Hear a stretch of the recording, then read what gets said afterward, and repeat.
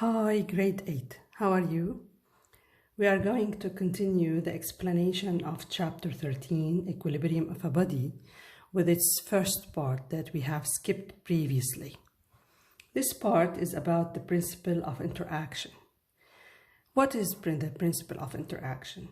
The principle of interaction is a force that is happening between two objects. We have studied previously the forces acting on a certain object, one object, which we have applied in equilibrium and Hooke's law.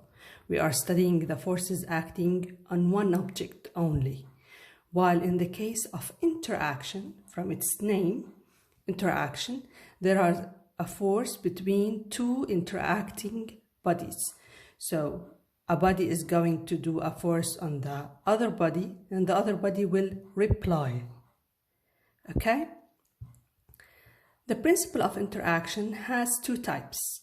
They are similar to the types of the forces: contact forces or forces acting from a distance.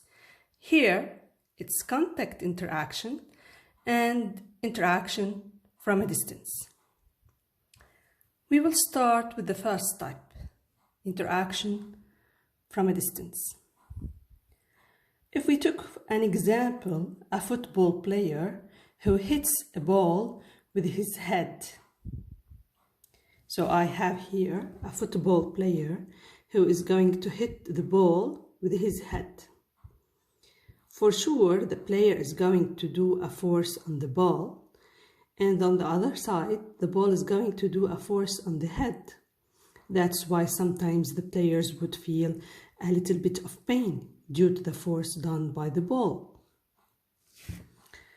We do state the principle of interaction. The principle of interaction has a statement. First, you define the objects, and then you do state the force done by each object on the other. I do say the head exerts a force on a ball B, F, H over B. As you see here, the force is named in a totally different way than we have used to say, what are the forces acting on the head? Here, the question differs a lot. I'm not asking you about the forces done on the head. I'm asking you about the force done by the head on the other object, which is the ball. That's why we do write it this way. H over B means the force done by the head on the ball. On the other hand, I have the ball exerting a force on the head, FB over H. When I have two objects, each one exerting a force on the other, then I have interaction between these objects. So there is an interaction between the head of the player and the ball. What characterizes these two forces? We have studied previously that forces always have characteristics. What is special about these characteristics are that both forces have same magnitude, same line of action, opposite direction. And then they have the following formula, if you want, or relation between these two forces. The addition of these two forces is equal to 0. Why? Because they have the same magnitude, but opposite direction. That's why I put a negative here, which shows you the direction. For sure, you are going to say that this relation is similar to the relation of equilibrium. Exactly, that's correct. But you have to understand the main difference between equilibrium and interaction.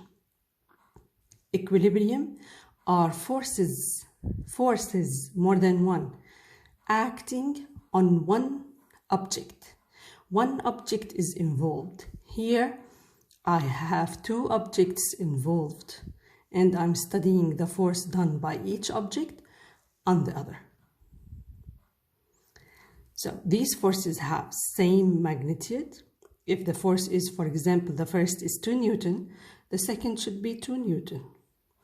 They do have the same line of action. If the first is horizontal, obviously the second is. If it is oblique, the second is oblique, and so on.